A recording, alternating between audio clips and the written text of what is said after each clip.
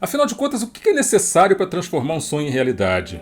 Bom, no caso do James Cameron, esse visionário incansável, foi a coragem de desafiar os limites e a determinação de contar uma história que transcenderia gerações, muito embora ele não fizesse a menor ideia disso.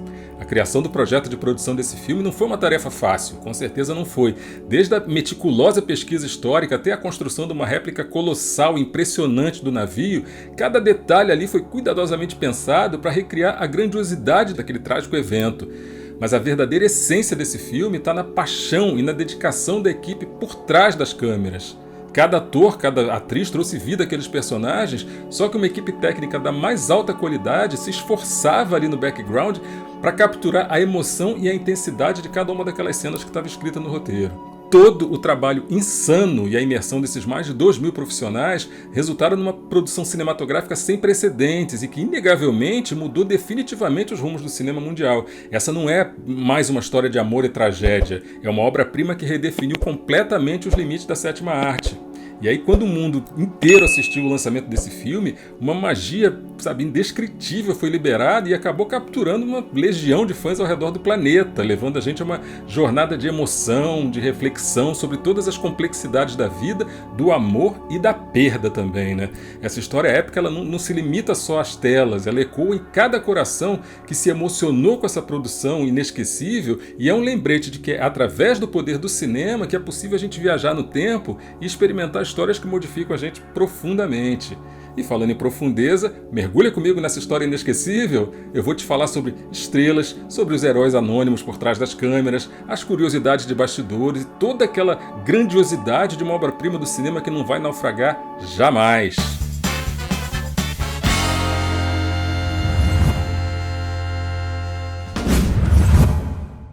Fala galera do bem, Ludi Simões sou eu, e foi numa noite de verão do ano de 1988 que o mundo acompanhou de boca aberta a exibição de um dos filmes mais emblemáticos e marcantes da história do cinema. Eu tô falando de Titanic.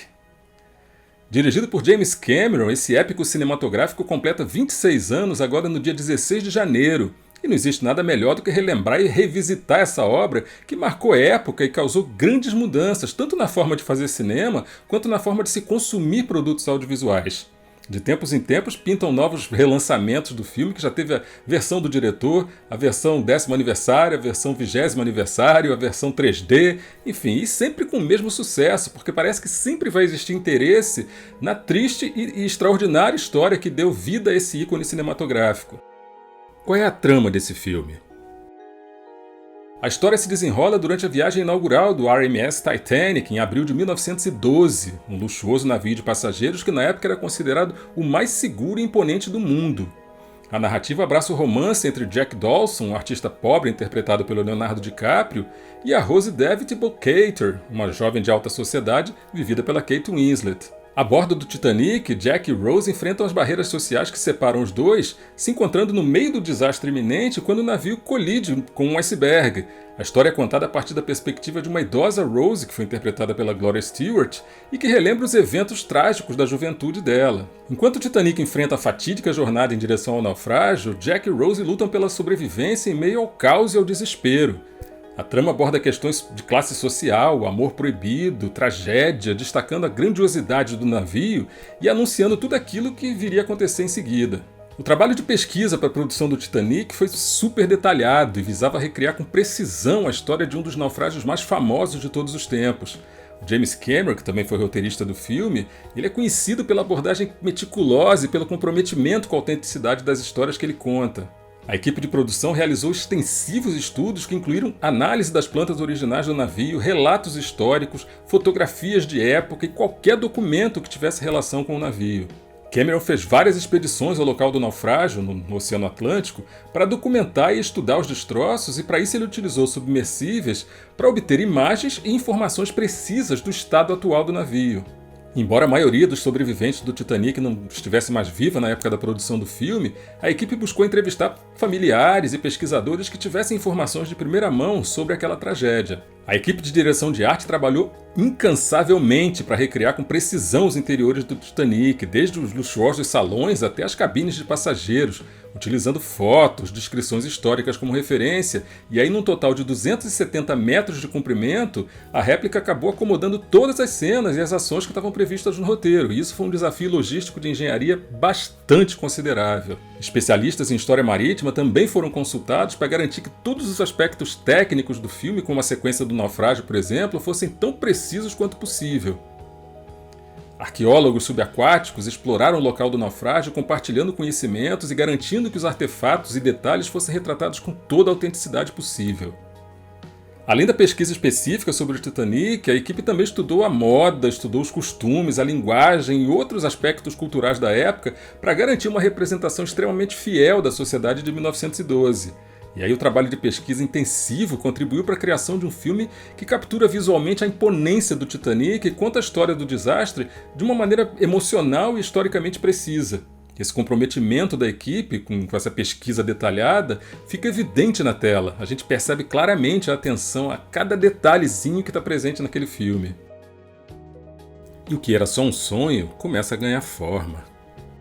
As filmagens começaram em setembro de 1996 e foram até março de 97. Durante esses meses, a equipe enfrentou desafios significativos, desde recriar o próprio navio até atravessar condições climáticas absurdas.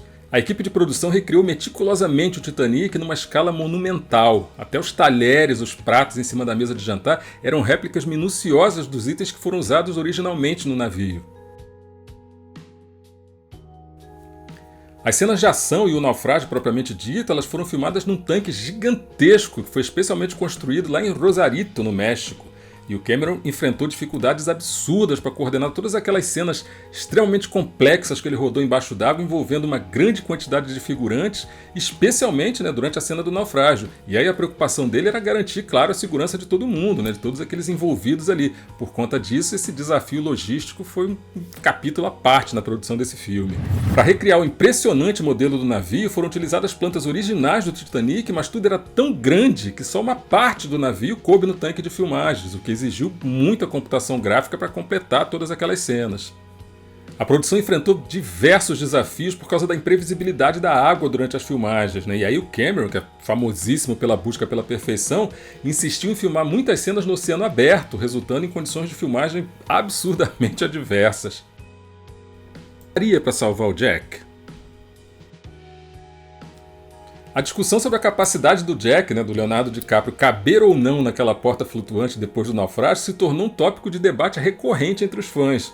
O James Cameron, em várias entrevistas subsequentes, acabou explicando as razões técnicas e físicas por trás dessa decisão, o que não diminuiu em nada as especulações. E você, o que você acha? A porta era grande bastante para caber os dois? Responde aí nos comentários. Recriando um mundo.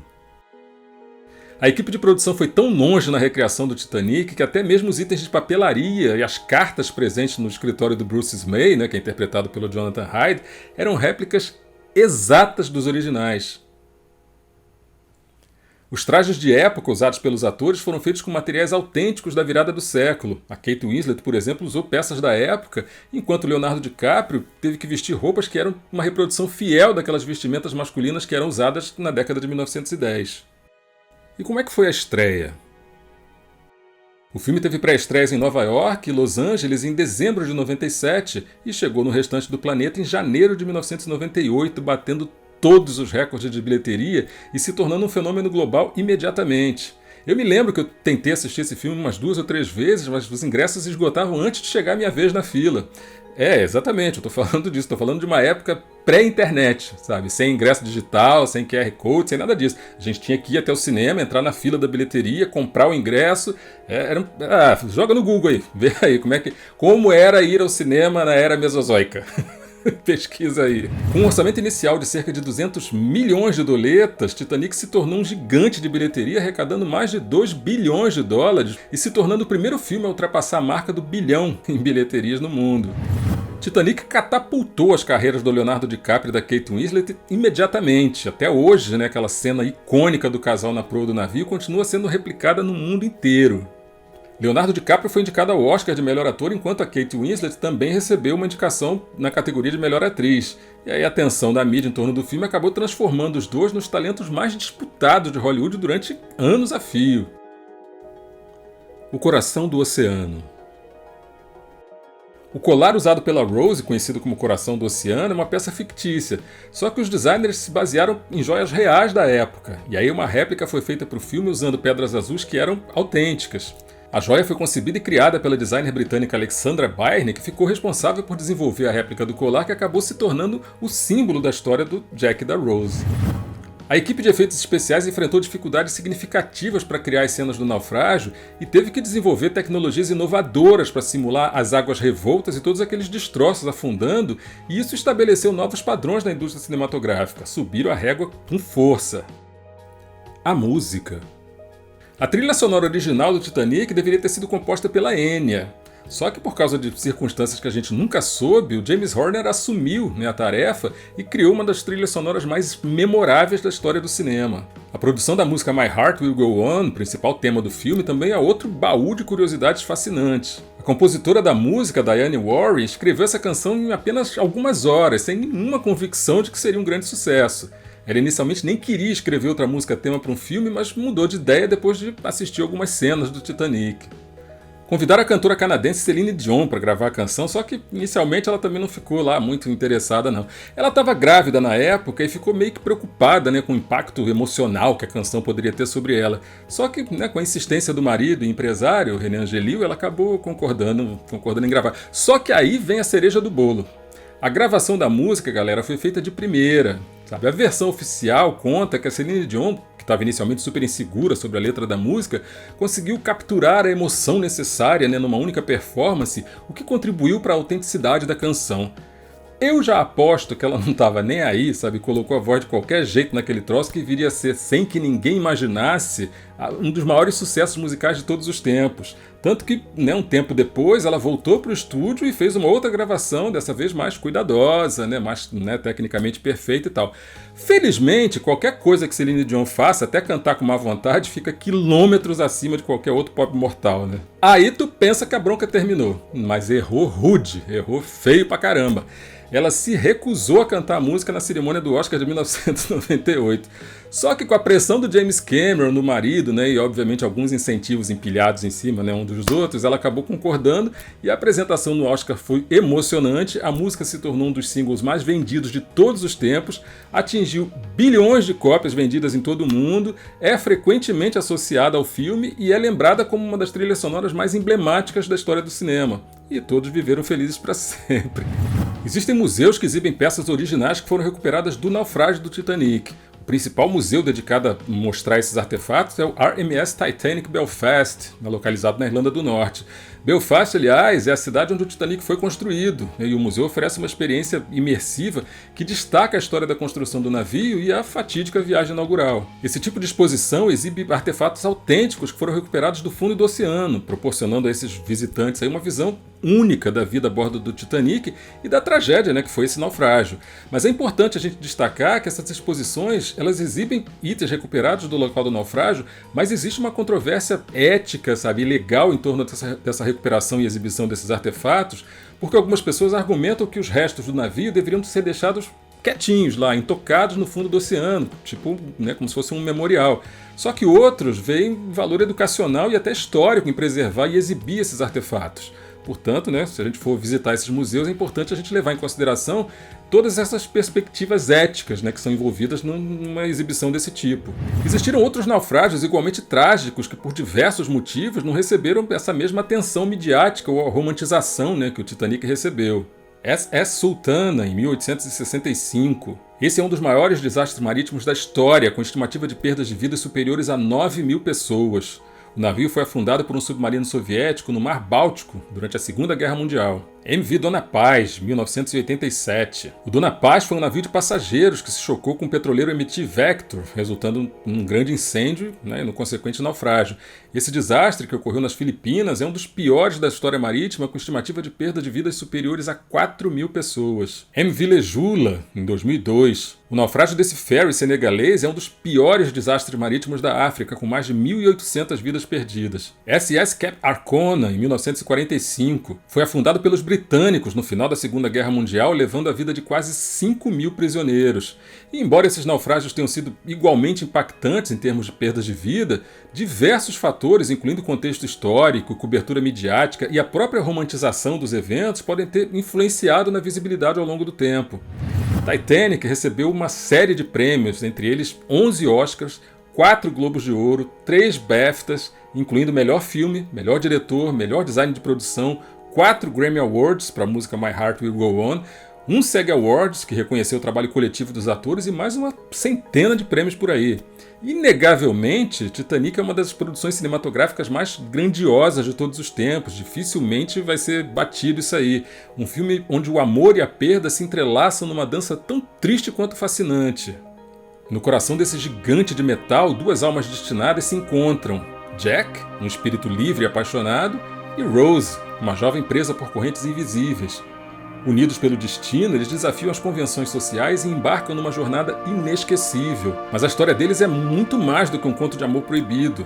É uma representação poética da luta contra as amarras da sociedade. Uma ode à coragem de seguir o coração, mesmo quando o mundo está despencando em volta de você. Enquanto o Titanic navega imponente pelo oceano, a tragédia vai se espreitando nas sombras, o destino traiçoeiro vai lançando aquele desafio impiedoso. E é nesses momentos de agonia que a gente descobre uma força inabalável que todo amor verdadeiro tem.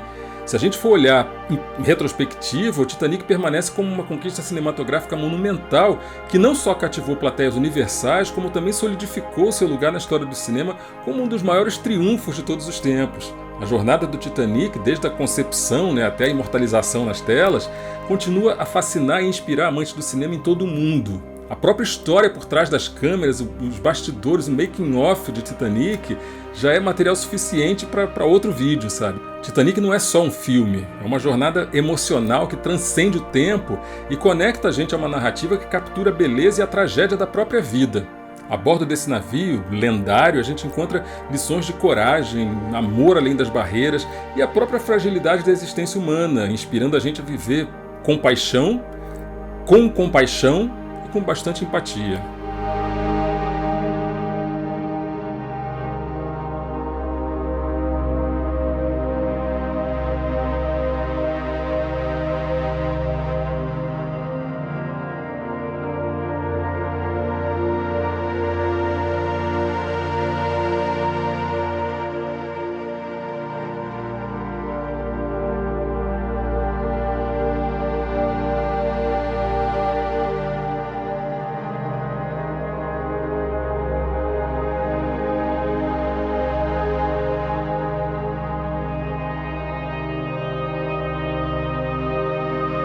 Agradeço a cada um de vocês que navegou comigo por estas águas cinematográficas repletas de nostalgia e emoção.